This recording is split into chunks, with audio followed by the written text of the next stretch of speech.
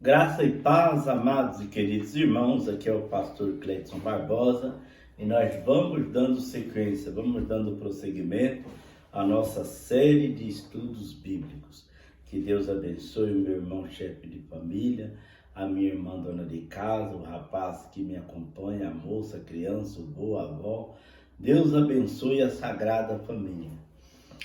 E antes, porém, eu gostaria de dizer a você que está me acompanhando, se porventura você ainda não se inscreveu no canal, se inscreva, você vai estar recebendo todos os nossos vídeos. É Pastor Cleiton Barbosa Oficial. E repasse também para todos os seus grupos, para todos os seus contatos, para todos os seus amigos de um modo geral. Vamos agora com a primeira epístola de Paulo a Timóteo, né? Esse estudo, vamos lá. Primeira epístola de Paulo a Timóteo. Paulo escreveu 1 Timóteo em cerca de 64 depois de Cristo, provavelmente pouco antes de seu último encarceramento romano. Por ter apelado para César, Paulo foi enviado como prisioneiro a Roma, com referência a Atos 25 a 28. O nome Timóteo significa que adora ou honra a Deus. Tá vendo, irmão? Então, o nome Timóteo significa que adora ou honra a Deus. Seu pai era grego, a mãe Eunice e a avó Lóide eram judias cristãs.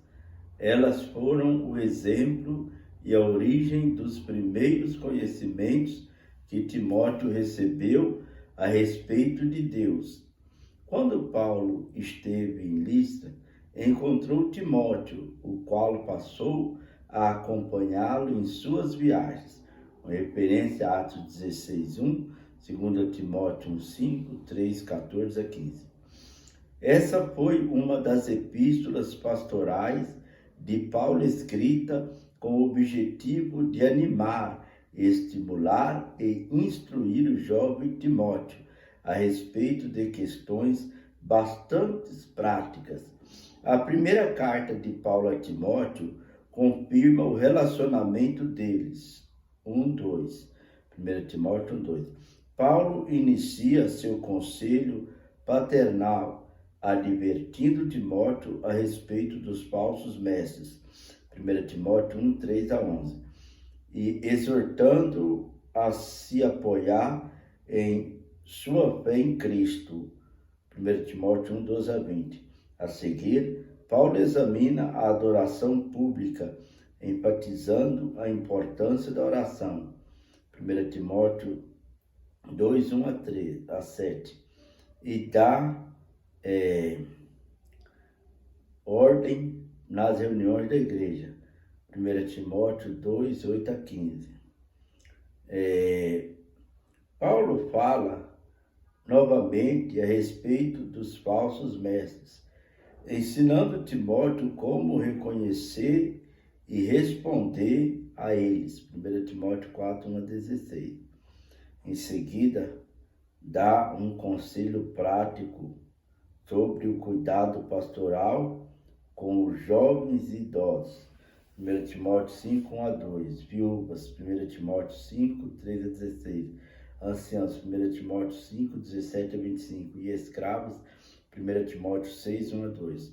Paulo conclui exortando Timóteo a manter seus objetivos, 1 Timóteo 6, 3 a 10, a permanecer firme em sua fé, 1 Timóteo 6, 11 a 12, a viver de modo irrepreensível, 1 Timóteo 6, 13 a 16, e a ministrar fielmente, 1 Timóteo 6, 17 a 21.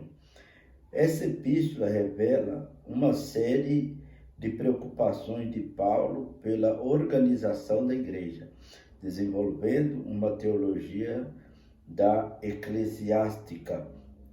Isso é evidente em seu interesse em dotá-la de normas de vida e de conduta, válidas tanto para cada membro individualmente, como para a edificação e crescimento espiritual das congregações cristãs em conjunto. A igreja precisa ser organizada para fazer o seu trabalho de modo eficiente. Os líderes da igreja devem proporcionar direção e capacitação à comunidade cristã para que ela possa desempenhar seu serviço. Menção especial deve ser feita do texto 1 Timóteo 3,16.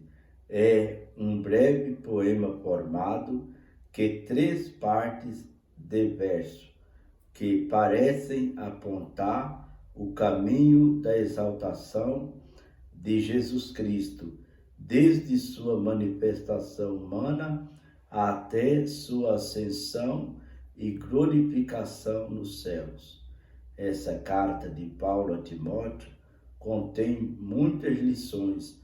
Se você for um líder da igreja, observe o relacionamento de Paulo com esse jovem discípulo, seus conselhos e direção cuidadosos.